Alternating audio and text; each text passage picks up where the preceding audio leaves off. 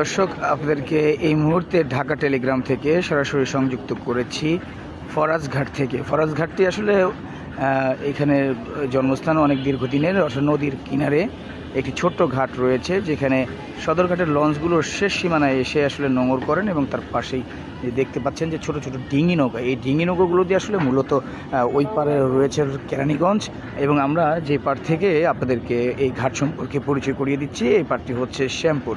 অর্থাৎ কেরানীগঞ্জের সাথে যে যোগাযোগ ব্যবস্থা, বাবুবাজার ব্রিজ রয়েছে বা অন্যান্য যে পোস্তগোলা ব্রিজ রয়েছে, আসলে এই ব্রিজের পাশাপাশি আসলে যে ডিঙি নৌকার আসলে যারা যে ধরনের মাঝিরা রয়েছেন, আসলে তারা জীবিকা নির্বাহ করার জন্য এই পার ওপারের যে লোক পারাপার করেন। আমরা যদি আরেকটু জিনিস আপনাকে জানিয়ে রাখতে চাই যে এখানে আসলে ঝুঁকিপূর্ণভাবেই আসলে মূলত এই পারাপারগুলো হচ্ছে সাধারণ যে যারা আসলে নৌকা আরোহী রয়েছেন, এবং মেঝেদের একটা মাঝিদের একটি যে জীবিকা নির্বাহের একটি মাধ্যম আপনার বলা চলে হচ্ছে এই সদরঘাটের আসলে এই ডিঙি নৌকা, এই পার ও পার। এবং একজন লোককে আসলে ওই পার থেকে এই পারে আসতে হলে তাকে 10 টাকা গুনতে হয়, এবং ঘাটে ওঠার সময় তাকে হয়তো 2 টাকা ঘাট যে ইজারা রয়েছে ফরাজ ঘাট, এই ইজারাদারকে দিতে হয়।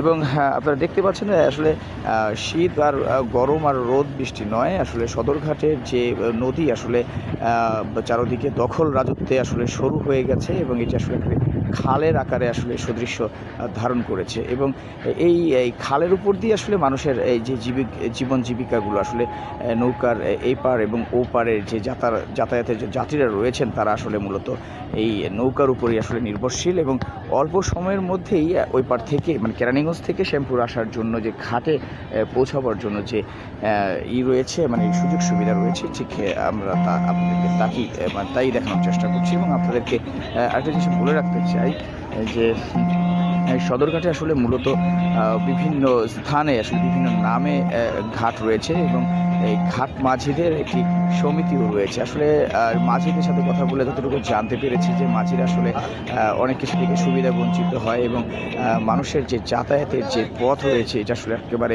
সহজ এবং সুগম করার জন্যই আসলে মূলত এই পার ওপারে মানুষের এই যে যাতায়াত। এবং আমরা যদি আপনাদেরকে দেখানোর চেষ্টা করি এবং একজন মাঝির সাথে যদি একটু কথা বলার চেষ্টা করি যে এই পার ওপার যে উনি নিচ্ছেন কি। আসসালামু আলাইকুম, কেমন আছেন? আলহামদুলিল্লাহ ভালো। আপনারা তো এই পার ওই পারে আসলে লোক পারাপার করেন, কত করে নেন যাত্রীদের কাছ থেকে ভাড়া? 10 টাকা করে লোকাল। দৈনিক কতজন লোক পারাপার করেন? এটা তো কোনো নির্ধারিত নাই যে কতজন পার করি। মনে করেন 700-800 টাকা ইনকাম হওয়ার আছে 10 টাকা রাখুন, তো এই হিসাবে আর কি কতজন লোক। আচ্ছা আচ্ছা, তা আপনাদেরকে কোনো সমিতি আছে বা আপনার সমিতি আছে না? সভাপতি কি? হ্যাঁ, সভাপতির নাম জানেন? জানি। আমার সভাপতির নাম হলো যে সেন্টু। আচ্ছা, আপনি কত বছর ধরে এখানে নৌকা চালান? কত বছর ধরে চালান? 14-15 বছর।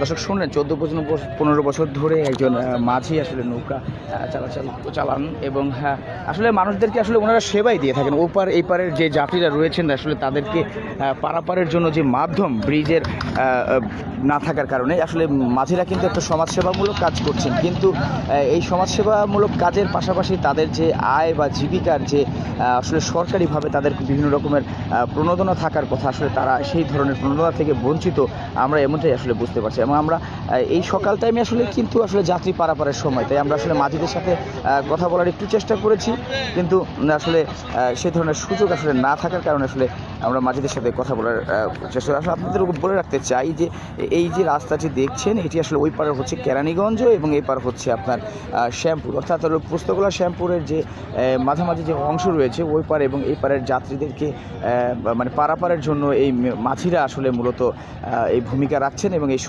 সমাজসেবামূলক আসলে কর্মকাণ্ডের সাথে তারা দীর্ঘদিন ধরে আসলে জড়িত আছেন। এবং অনেক মাঝিরা জানিয়েছেন যে 17 বছর ধরে আসলে এই নৌকার বৈঠা তারা আসলে বাঁধছেন এবং মানুষদেরকে যে সেবা দিয়ে যাচ্ছেন এই পার ওই পারে।